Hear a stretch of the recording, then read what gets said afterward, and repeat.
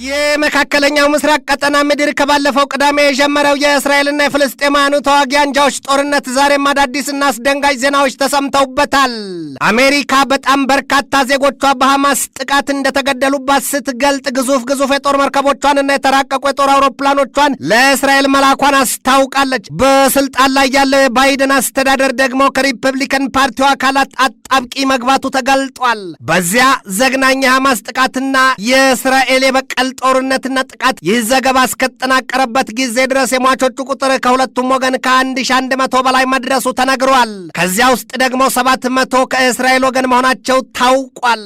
ይህንኑ ርዕሰ ጉዳይ በዓለም አቀፉ ትንታኔ ዘገባችን መርጠን ተመልክተነዋል። ከትንታኔ ዘገባው ጋር ትዕግስቱ በቀለ ነኝ። የዚህ መሰሉ የደም ጎርፍ የፈሰሰበት የዚያ የመካከለኛው ምስራቅ ምድር ከዛሬ 50 ዓመታት በፊት ከተደረገው የዮም ኪፑር ጦርነት ወዲህ ለመጀመሪያ ጊዜ የደም አበላና የሞት ክፉ ጥላ ወርዶበታል የተባለው እንደ አውሮፓውያኑ አቆጣጠር በ1948 እስራኤል እንደ ሀገር ከተመሰረተችበት ጊዜ ወዲህ የመካከለኛው ምስራቅ ምድር የበርካታ አንበሳ ደቦሎች በአንድ ኮርማ የተነሳ የሚያደርጉትን ድብድብ ሆኗል ነው የሚባለው። አይሁዳውያኑና ፍልስጤማውያኑ በስንቢሉ በይዞታ ተከፋፍለው መኖር የጀመሩበት ዘመን ከ1799 አውሮፓውያኑ ዘመን እንቅስቃሴው ስለመጀመሩ የአልጀዚራዋ ሰነድ አጠናቃሪ ራዋን ዳመን ትገልጣለች። ያ ጊዜ ደግሞ እንደነ የፈረንሳዩ ናፖሊዮን ቦናፓርት ያሉቱ ስምና ግብራቸው የገነነበት ወቅት መሆኑን አያይዛ ታሳያለች። በዚያ ላይ ዘመኑ የኦቶማን ስርወ መንግስት የተወገደበት ብርቱ የጦርነት ጊዜ ነበር። የፈረንሳይ ጦር ኃይል አዛዦች በዚያ የመካከለኛው ምስራቅ ምድር ጠንካራ የአውሮፓን ይዞታ ለመመስረት የያዙት እቅድ ሁሉ መምከኑና በአንጻሩ እንግሊዝ ለ41 ዓመታት በዚያ ምድር መቀጠሏን የዚያን ጊዜው የእንግሊዙ የውጭ ጉዳይ ሚኒስትር ሎርድ ፓልሜርስተን የኋላ ኋላ በኢስታንቡል የአምባሳደርነቱ ዘመን ጽፎታል። ፓልሜርስተን በሰነዱ የቱርኩ ሱልጣን ከአውሮፓና ከየመን ወደ ፍልስጤም ለሚጓዙ ስደተኞች መንገድ ይከፍቱላቸው ዘንድ ጫና እንዲያደርጉ መጠየቁን የራዋን ዳመን የታሪክ ሰነድ ያስረዳል። በዚያን ጊዜ የግብፅ ገዢ የነበረው መሐመድ አሊ ነው። መሐመድ አሊ በአይሁዳውያኑ የስደት ጉዞ ላይ ተጽዕኖ እንዳያሳርፍ የቱርኩ ሱልጣን አቻ ግፊት እንዲያደርግ የእንግሊዙ አምባሳደር የተጫወቱት ሚና ከፍተኛ እንደነበር አይዘነጋም። በዚያ ጊዜ ታዲያ በዚያ የፍልስጤም ምድር ይኖሩ የነበሩት 3000 አይሁዳውያን እንደነበሩም ነው የተገለጠው። በዚያን ጊዜ ደግሞ በዚያ የፍልስጤም ምድር ተጠግቶ በንግድና በሌሎች ዘርፎች የተቀመጠው ፈረንሳዊው ነጋዴና ድጋፍ ሰጪ ሰው ባሮን ኤድመንድ ደሮስቻይልድ ሌሎች በአውሮፓና በሌሎች ሀገራት ይኖሩ የነበሩትን አይሁዳውያን ወደዛ የመካከለኛው ምስራቅ ቀጠና መጥተው ይሰፍሩ ዘንድ አስፈላጊውን ድጋፍ ሁሉ ለማድረግ ቃል መግባቱ ይታወሳል። በዚያ ሂደትም ከሚታወሱ ዋና ዋና ታሪኮች ተጠቃሹ አሪሾን ልጅ ሲሆን የተመሰረተበት ጊዜ መሆኑ አይዘነጋም። ዘመኑ ደግሞ 1882 አውስትራሊያዊው የታሪክ ጸሐፊ ናታን ብሪንባውን የዚያን በፈረንሳይኛ ሪሾን ልጅ ሲሆን የተባለ መጠሪያ ጽዮኒዝም ብሎታል። ከዚያ በኋላ በአውሮፓኑ 1885 አይሁዳውያኑ በልዩነት በተለይም ከምስራቅ አውሮፓ ቀጠና ምድር ወደ ፍልስጤም መግባታቸው ይገለጣል። የኦስትሮ ሃንጋሪው ጋዜጠኛ ዶክተር ቴዎዶር ሃይርዝል መጽሐፍ ዘ ጄዊሽ ስቴት በሚለው ርዕሱ ባሰፈረው ጽሑፉ የአይሁዳውያኑን ወደ ፍልስጤም ምድር በገፍ መምጣት ያትታል። ያ ኦስትሮ ሃንጋሪያዊው ጸሐፊውና የታሪክ ዘጋቢው ዶክተር ቴዎዶር ሃይርዝል የኋላ ኋላ ላይም በዚያ የፍልስጤማውያኑ ምድር የአይሁዳውያኑን ማስተባበር ተልእኮ በተገቢው መምራቱ ይነገራል። እንደ አልናክባ ጥቅል ማብራሪያ በዚያው ጊዜ የሄርዚል ወዳጆች የነበሩ ሁለት የአይሁድ መምህራን በሌላ መጠሪያቸው ምራባ ይሏቸዋል ወደዚያው ወደ ፍልስጤማውያኑ ሰፈር ሜዳቸውን ያሳያል። ሁለቱ ባልና ሚስት ማክስና ኖርዱ ይባላሉ። ከረዥም ጊዜ ምክክርና ቆይታ በኋላ ብሪምባውም ሄርዚልና ኖርዱ የመጀመሪያውን የጽዮናዊነት ኮንፈረንስ በባዜል ስዊዘርላንድ ውስጥ በአውሮፓውያኑ አቆጣጠር 1807 ማዘጋጀታቸውን ታሪክ ሰንዶ ይዞታል።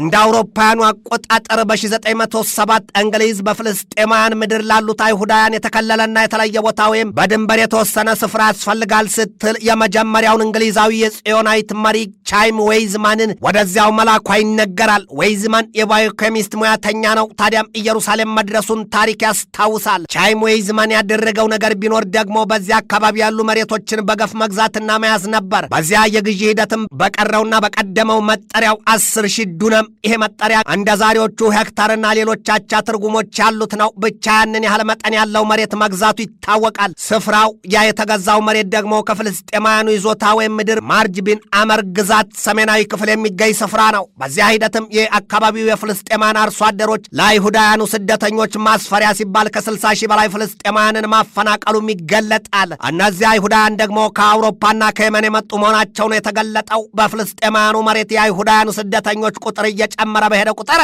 እነርሱን ከጥቃት የሚከላከል የታጣቂ ቡድን መቋቋሙ ሲነገር የዚያ ቡድን መጠሪያ ደግሞ በዕብራይስጥ ቋንቋ ሐሾመር እንደነበረም ይታወሳል። በዚያ ሂደት ውስጥ የነበረው ፍልስጤማዊው ሐኪም ናጂብ ናስር በበኩሉ የአይሁዳውያኑን መስፋፋትና መጠናከር ከስደተኛነት ወደ ባለ ይዞታነት መምጣት ተመልክቶ አንድ ጋዜጣ ማቋቋሙም ይታወቃል። አልካርመል ሲል በአልካርመል ላይ የሚወጡ ጽሑፎች ደግሞ ሙሉ በሙሉ የአይሁዳውያኑን በፍልስጤም ምድር ቅኝ ገዥነት የሚያሳይ እንደነበረም ይገለጣል። ያ ሂደት በዚያ ደረጃ ሳለ ደግሞ የእንግሊዝ መሰሪ ግብር አልቆመምና በስዊዝ ካናል ሌላ የሴራ መርዝ ለመጋት ስትበጠብጥ ወዲህም ለመሐመዳውያኑ ባለመታመኗና ከዳተኛነቷ ይላል የኢንዲፔንደንት ሰፊ ዘገባ የመጀመሪያው የዓለም ጦርነት መፈንዳት አንድ ጊዜ መገጣጠሙን ያነሳል። የዛሬዋ የእስራኤል ምድር ከሐሳብ አልፎ የዛሬው የይዞታነት ቅርጽ ያገኘው እንደ አውሮፓውያኑ አቆጣጠር በ1915 የሊበራል ፓርቲው ፖለቲከኛ ኸርበርት ሳሙኤል በሚስጥር ካረቀቀው መረጃና ካርታ በኋላ ነው። ዘ ፊውቸር ኦፍ ፓለስታይን ይሰኛል። በካቢኔ ውስጥ ሁሉ ከተሰራጨ በኋላ በመጨረሻው የአይሁዳውያኑን ራስ ገዝ ሀገርነት በእንግሊዝ ስርወ መንግስት ስር ጥበቃ እንዲያገኝ ተደርጎ መውጣቱም ይታወቃል። የእንግሊዝ መንግስት የባልፎር ድንጋጌና አዋጅ በህዳር 9 1917 የወጣው ሙሉ በሙሉ የአይሁዳውያኑን መኖሪያ ምድርና ይዞታ የሚያረጋግጥ ሆኖ መጽደቁም ይታወሳል። ከዚያ በኋላ ደግሞ የዚያ የቀድሞው የፍልስጤማውያን ይዞታ የነበረው ምድር ዳግም ለፍልስጤማውያኑ ላይ መለስ ያስጣሉትን የእናታቸውን ጡት አሊያም እሳት የገባ ቅቤ ያህል ሆኖ መቅረቱም ይነገራል። በዚያ ውስብስብና ጣብቂ ጉዞ የተጓዘው የፍልስጤማውያኑና የአይሁዳውያኑ እንዲሁም የእንግሊዛውያኑ ምስቅልቅል ሴራ እንደ አውሮፓውያኑ አቆጣጠር በ1919 በፓሪስ በተካሄደው የሰላም ኮንፈረንስ ላይ እንዳማላጅ ሆኖ የገባው ሌፍትናንት ኮሎኔል ቴላውረንስ በጽዮናዊት እስራኤል ልዑካን መሪው ወይዝማንና በአረብ በኩል ከተወከለው ንጉሥ ፋይሰል ቢን ሁሴን ጋር በመርህ ደረጃ አይሁዳውያኑ በዚያ በፍልስጤማውያኑ ምድር ነጻ ሆነው የሚኖሩበት ይዞታና መሬት እንዲኖራቸው ከስምምነት ላይ መድረሳቸው ይገለጣል። በመካከለኛው ምስራቅ ምድር ቀድሞ የፍልስጤማውያኑ ብቸኛ ይዞታ የነበረው መሬት ከዚያን ጊዜ ጀምሮ የአይሁዳውያኑም የአረቦቹም ሆኖ መሰረቱን ማጽናቱም ይታያል። እንደ አውሮፓውያኑ አቆጣጠር በ1922 የዚያን ጊዜው የመንግስታቱ ህብረት ሊግ ኦፍ ኔሽን በሚለው ስያሜው የሚታወቀው ማለት ነው ፍልስጤማውያኑ ከቅኝ አገዛዝ ባልተለየ በእንግሊዝ ህግ ጥላ እንዲተዳደሩ መወሰኑና ማጽደቁ ለአይሁዳውያኑ ሰፋሪዎች የዕብራይስጥ ቋንቋ መስፋፋትና ወደ ብሔራዊ ቋንቋነት እንዲያድግ መደረጉ የአይሁዳውያኑን የትምህርት ስርዓት መክፈሉ እንዲሁም የጦር ኃይል ሳይቀር መቋቋሙ ከዚያም ውጪ የዕብራውያኑ ዩኒቨርሲቲ መቋቋምና የወዛደሮች ማህበርም በአውሮፓውያኑ 1925 መቋቋሙ ለፍልስጤማውያኑ መጥፊያ የተሰላ ቀመር ሆኖ መግዘፉ ይታወሳል። ለዚያ የአይሁዳውያኑ በፍልስጤም ምድር በዲፕሎማሲው ቢሉ በወታደራዊ ጡንቻ ማፈርጠሟና መሰረት እንግሊዝ መሆኗም ይታወቃል። ጉዳዩ ላለው ቅንጭብ ያረግዳልን ሆኖ ነው። የኋላ ኋላ ባልፎር በኢየሩሳሌም ጉብኝት ሲያደርግ ታዲያ የአይሁዳውያኑንም በፍልስጤም ምድር መስፈርና የባልፎርን ጉብኝት በመቃወም ፍልስጤማውያኑ ለተቃውሞ ጥቁር አርማቸውን አሊያም ሰንደቅ ዓላማቸውን ይዘው ጠንካራ ተቃውሞ ማድረጋቸውና በዚያው ሂደትም ከ250 በላይ አይሁዳውያንና ፍልስጤማውያን መሞታቸው ከክፉ ቀን መዝገብ የሰፈረ ሐቅ ነው። ያ ጊዜ ደግሞ የአውሮፓውያኑ 1929 ነሐሴ ነው። ሂደቱም የቡራቅ አብዮት ተብሎ ተመዝግቧል። ያ የፍልስጤማውያኑ ተቃውሞ ተባብሶ መቀጠሉና በተለይም በ1933 ተጨማሪ የአይሁድ ስደተኞች ወደዚያ መድረሳቸውን ተከትሎ በ1931 4000 ከነበሩት በ1935 62000 መድረሳቸውን ከዚያም ጋር በተያያዘ የሙስሊሞች አብዮት መሪ የነበረው ሼክ ኢዝ አዲን አልቋሲም መገደል የሁለቱን ወገኖች ውጥረት የባሰ እንዳካረረው ይገለጣል። በዚያው ሂደት ለአይሁዳውያኑ ጠንቅ ሆኖ በ1939 የተከሰተው የጀርመኑ ናዚ ፓርቲ መሪው አዶልፍ ሂትለርም 6 ሚሊዮን አይሁዳውያንን መጨፍጨፉ ለፍልስጤማውያኑ ትንፋሽ የሰጠ ባይሆንም የባሰውን ግን የዓለምን ውጥረት እንዲባባስ ማድረጉ አይዘነጋም። ዛሬ ዜና የሆነ ተቀንጭቦ በትኩስ ወሬነት የሚቀርበው መረጃ ሁሉ ከጥንተ ጥንቱ በበርካታ ሀገራትና መንግስታት አርጋጃና ጓጅነት እየተራገበና እየተኮተኮተ ለዚህ መብቃቱ ይታያል። በትውልዶች መካከል እየተላለፈና እየተቀባበለ እዚህ ዘመን ላይ የደረሰው የእስራኤልና የፍልስጤም ጦረኛ አንጃዎች ከዚያም ባለፈ የአረቦችና የአይሁዳዊቱ ሀገር እስራኤል ብርቱ ፍጥጫ ዛሬ እንደ እንጉዳይ በአንድ ጊዜ አንድ ቦታ የፈላ አይደለም። ነገሩ ስር የሰደደ ለሸምጋይ ገላጋይ ለዘመናዊ ዳኛ ቢሉ ለፍርድ የቸገረ ጉዳይ ነው። በባለፈው ቅዳሜ በአውሮፓውያኑ መስከረም 7 በኢትዮጵያ አቆጣጠር መስከረም 26 2016 መሆኑ ነው። ታዲያ የዚያች ቅዳሜ ቅዳሜ ቀን ማለዳው ለይሁዳዊቷ ሀገር እስራኤል ምድርና ለሕዝቦቿ ከዛሬ 50 ዓመታት ወዲህ ክፉና ፍጹም ዘግናኝ አቻም የሌለው መጥፎ ቀን ሆኖባቸዋል። ታሪክም ቢሆን በገጹ አስፍሮታል። ለዘመናት ከዘለቀው የአንዱ አጥቂነትና የሌላው ተጠቂነት የበላይነትና የበታችነት ያስረገዘው ቂም በቀል ወልዶ ሐማስ ከ3500 በላይ ሮኬቶችን አስወንጭፎ ከ700 በላይ እስራኤላውያንን ሕይወት ሲቀጥፍ፣ እስራኤል በበኩሏ በወሰደችው የአጸፋ በቀል ምላሽ ከ400 በላይ ፍልስጤማውያንን መግደሏ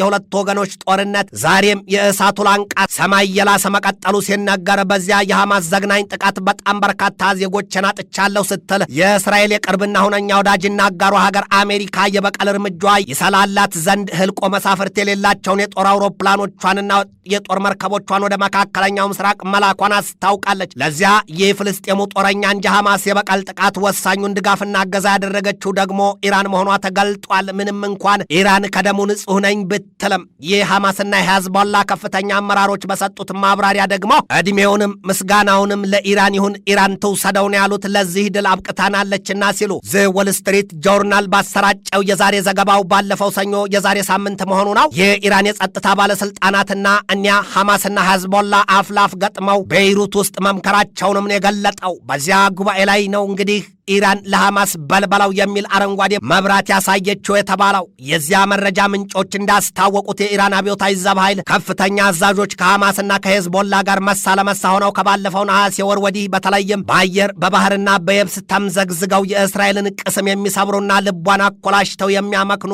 መሳሪያዎችን ሲያዘጋጁ እንደነበር ነው ዛሬ የተገለጠው። በሐማስ የጥቃት ዝግጅት ዙሪያ የተጠየቁት የቡድኑ ከፍተኛ ባለስልጣን ሙሐመድ ሚርዳዊ የለም ጥቃቱን አቅደን ያሳካ ነው በራሳችን ነው ሲሉ ኢራንን ለጊዜው ከአፋቸው ነጥለዋታል፣ ከክፉ ዓይንም ሸሽገዋታል። የሐማስ ቃል አቀባይ ጋዚ ሐማድ በበኩላቸው ትናንት አመሻሽ ላይ ለቢቢሲው ዜና ዘጋቢ ሲነግሩት ኢራን በእስራኤል ለተፈጸመው ጥቃት ድጋፏን ሰጥታናለች ሲሉ ገልጠውለታል። የእስራኤል የጦር አውሮፕላኖች በሙሉ የእሳትና ሲድ ነፍሰ ጡሮች ሆነዋል። አውሮፕላኖቹ በጋዛ ሰርጥ በብዙ መቶ የሚቆጠሩ ፍልስጤማውያንን ማንንም ከማን ሳይለዩ የበቀል ድብደባቸውን አውርደውባቸዋል፣ ፈጅተዋቸዋል። ድብደባው ዛሬም ተጠናክሮ ቀጥሏል ነው የተባለው።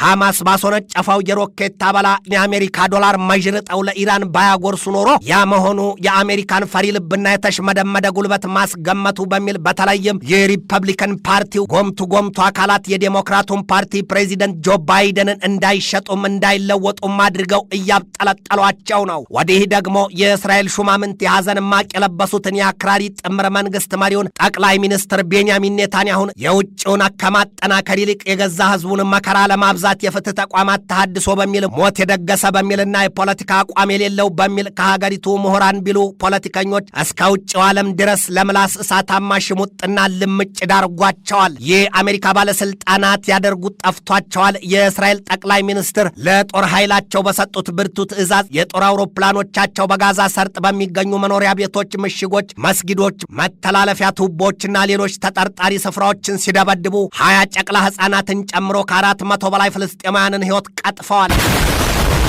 የቻይናው የዜና ተቋም ዢንዋ ባሰራጨው ዘገባው ከዚያው አሜሪካ ቀድሞውንም አልሆነላትም እንጂ ኢራንንም ይሁን በዚያ ቀጠና አሸባሪ ስትል የምትጠራቸውን አካላት እንደ እባብ ሬሳ ለማስፈራሪያ ያስደፈጠቻቸውን የኤፍ35፣ ኤፍ15፣ ኤፍ16 እና ኤ10 የተባሉትን የጦር ጀቶቿን ሞተራቸውን አስነስተው ትዕዛዟን እንዲጠብቁ ነግራቸዋለች ነው ያለው ዢንዋ። እንደ ዘገባው ታዲያ ይህንን ትዕዛዝ የሰጡት የፔንታጎኑ አለቃ ጡረተኛው ጀነራል ሎይድ ኦስቲን ናቸው። በተናጠል አሁን እስራኤል ሌላ ጥሪ ቀርቶ የምሳረፍት እንኳን የምትሰማበት ጆሮ የምታይበት አይን የላትም። የቀጥታ ጦርነት አውጃለችና ዛሬ በተሰማ ሌላው የዓለምን የጣርና የሰቆቃ ምጥ አባባሽ ዜና ደግሞ የነዳይ ዘይት ዋጋ ሊናገሩትም ይሁን ሊሰሙት ዘግንኗል ነው የተባለው። ወዲህ ደግሞ በሐማስ ትጥቅና ስንቅ ወዲህም የመሪነቱን ድርሻ ተወጥታለች የምትባለው ሀገር ኢራን ፕሬዚደንት ኢብራሂም ራይዚ ለእስራኤል የጦርነት ነጋሪት መጎሰም ቢቀርብሽ ይበጅሻል ሲሉ ጽኑ ማስጠንቀቂያ ሰጥተዋል። ለወትሮም ለዓለም ግዙፍ የጦርነት እሳት አሊያም ለቀጣዩ ግዙፍ የዓለም ጦርነት መነሻ ስፍራዎች ተደርገው ከጫጩት ፊት ፈንግ ላይ ወራም በሚል ተከድኖ ይብሰል የተባሉትና የሚነገርላቸው የምስራቅ አውሮፓ፣ ባልካን ቀጠና፣ የመካከለኛው ምስራቅ፣ የኢንዶ ፓሲፊክ፣ የቻይናና የታይዋን ደሴት ጉዳይ እንደነበረ ይታወቃል። አሁን ሲፈራ የነበረው የዚያ የመካከለኛው ምስራቅ ቀጠና እሳት ፈንድቷል። የምስራቅ አውሮፓው ቆይቷል። የሶስቱ ሀገራት ልዕለ ኃያላን መንግስታት በየመግለጫዎቻቸው የአሜሪካው ፕሬዚደንት የጆ ባይደን የአርማጌዶን ጦርነት፣ የሩሲያው ፕሬዚደንት ቭላዲሚሮቪች ፑቲን የሶስተኛ ዓለም ጦርነት፣ የቻይናው ፕሬዚደንት ሺጂንፒንግም የኒውክሌር ጦርነት የቀጣዩ የምድሪቱ ጣፈንታ ነው ሲሉ የተነበዩለት ዘመን ይሄ ወይስ ሌላ? አሁንም ውሎና ዳሩን የጊዜን ቁም ነገር መጠበቅ ነው።